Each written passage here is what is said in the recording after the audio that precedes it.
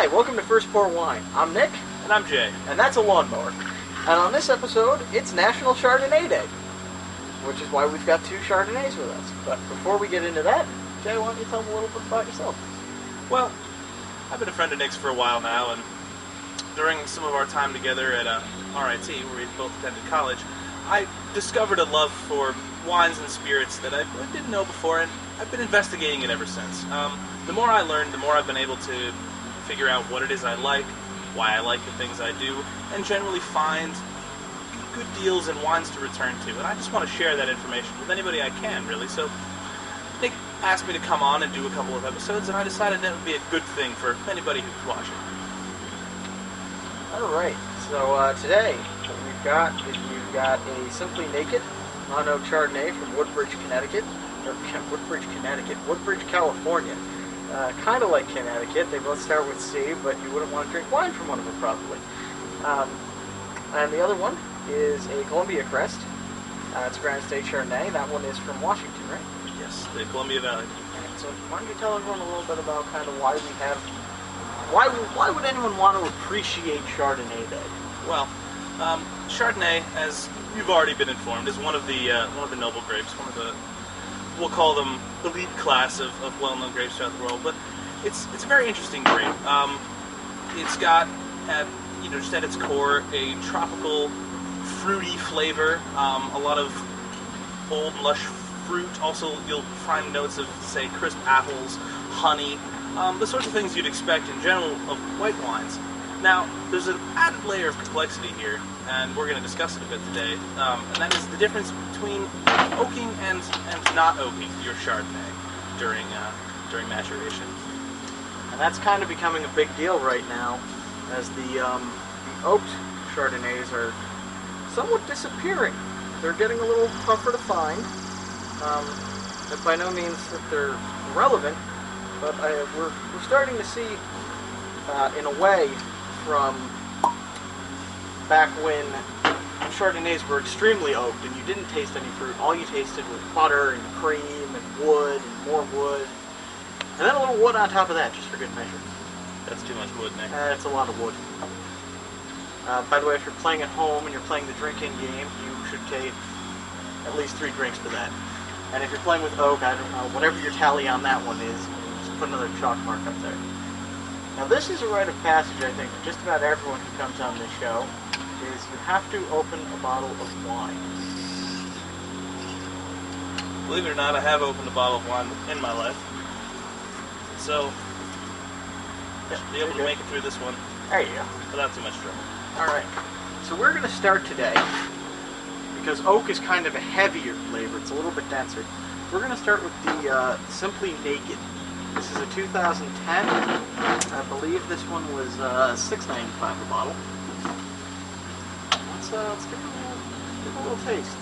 We don't have any paper out here today because it's kind of, well, it's not really windy, but I don't really want to chase paper down while I'm trying to have a glass of wine.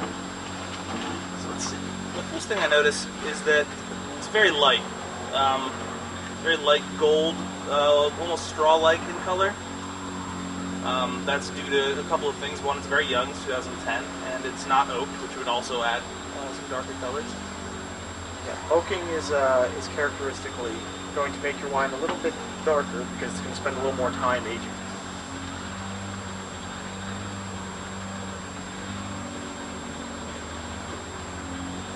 There is a little bit of honey in there. Yeah, no, I've given it a swirl, get a little air in there. Definitely honey. Definitely a bit of lighter fruit. Perhaps. I hate to say this, but if I was smelling this with all the apple and the melon and the pear, yeah, and that honey note, yeah, I would be fooled into believing. I would tell you that this was a Riesling. It does have a lot of the same aromatic notes. And honestly, it's believably Riesling in color, with a little tail. Alright, let's give it a shot. See how it goes.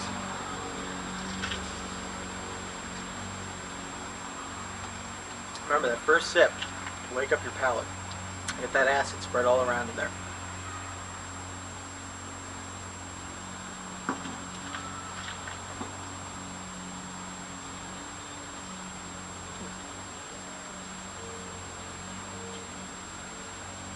It's nice. It's It's light. crisp. It's very light. I would actually it goes nice with the sort of warm and sunny day it is right now, if I'm honest. I think I might like it just a little bit colder though. A little bit chilled It's, would be nice. Yes. There's a lot of like green apple skin going on, Mm, and I'm trying not to confuse the acidity in it with lemon, right. but it's Yeah, I'm not sure there's actually any citrus there, but it is just a bit sharp. it's a very interesting wine just because I really do feel like I'm drinking a Riesling. A dry Riesling. Decided.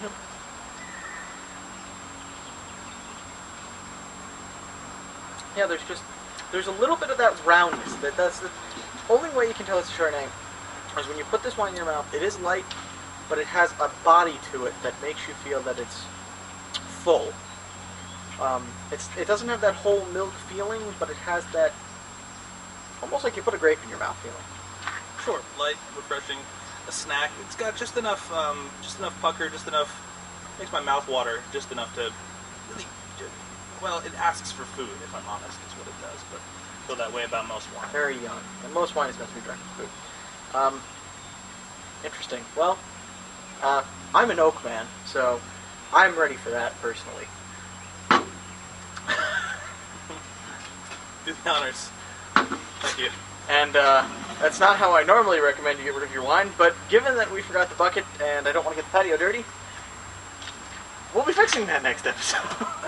Excuse us. I'll allow you to do the honors and pour the wine. Now,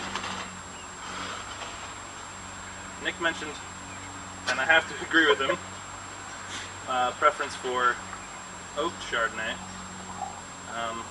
Actually, have a preference for oaked pretty much everything that can be oaked. We're big whiskey drinkers, so we have a thing for the complexities that oak can give a drink, because without wood, you've got moonshine. Which, while it gets the job done, sort of defeats the purpose. Now this is, I don't know if you can see that on camera, this is a lot darker. It's going to come out pretty light in the sunlight. Maybe you won't be able to tell the difference, but it is noticeably darker. Only a year older, but even that'll give it a distinct difference in color, and of course the oak. Now this wine went the complete other direction. Ah, yes it did, didn't it? So the argument about oaking comes from the fact that oak has been too heavy or oak has been too light. This wine is one of those wines where it is very difficult, at least from my first impression, to get any kind of fruit. There's oak, obviously. There's vanilla. There's butter. Definitely. There's I smell butter. I smell butter. I'm excited about the butter because, as I said, I like an oaky Chardonnay. But this is an example of why some Chardonnay drinkers have gotten a little fussy about it. The real test, if you ask me anyway, is whether or not any of those tropical fruit flavors survive the oaking process. Let's give it a try.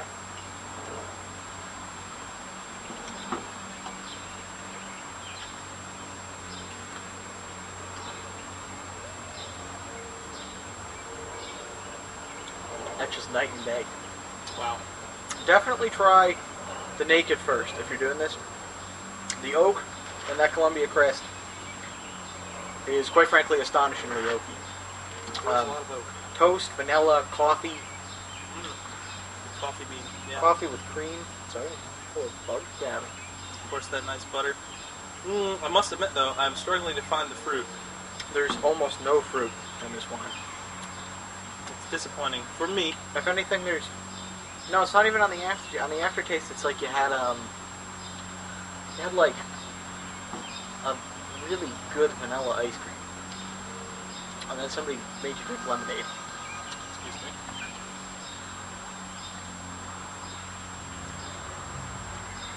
That being said, I want them together.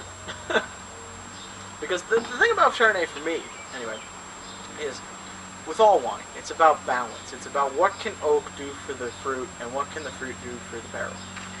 This wine, it's not bad if you like toasty. I like toasty.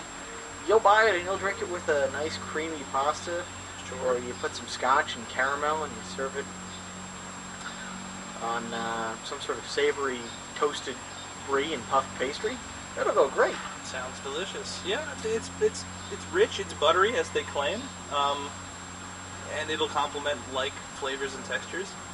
I would enjoy a little bit more fruit, perhaps even just on the finish, something like a pineapple or something a little more. Yeah, all I get is lemon pith. A little bit of lemon, which is nice with the right stuff, but the pith isn't the part you want. You want that lemony, quality. Yes.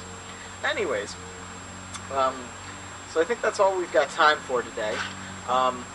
So come out to the site if you want to read more about either of these. We're going to have both of them up, pictures of the bottle, a full review, and that's at www.firstpourwine.com. You can also get us on Twitter at firstpourwine. As always, there's the email address at firstpourwine@gmail.com. Basically, if you can stick First Pour Wine on it, we've probably got something even on there. The only thing that we're really looking for is we need more Facebook fans. Facebook wants you to get to 25 people before you can have a named fan page. So if you guys go out to Facebook and just like us on Facebook, that would be fantastic. We've got updates about what we're going to drink on the next episodes. We're going to start putting up some polls. It's going to be good. We want to have your community involvement. We want to have your interaction. We look forward to seeing you out there. So you have anything else to add this week? Well, you guys like wine. We like drinking wine with you. We just want to hear your opinions. We want them to share you with us whenever possible. And we just want to be able to really build a, let's say, community of people who are going to discuss the wines that they're buying and drinking, what they like and what they don't. Because that's the point of drinking wine. Drinking wine is to be done with people, with food, with groups. It's a social activity, and that's how we like to treat it. And that would be an error. We'll excuse the helicopter drowning me out slightly. That's a helicopter. Anyways, hey, thanks for watching, guys. We'll see you next week. Cheers.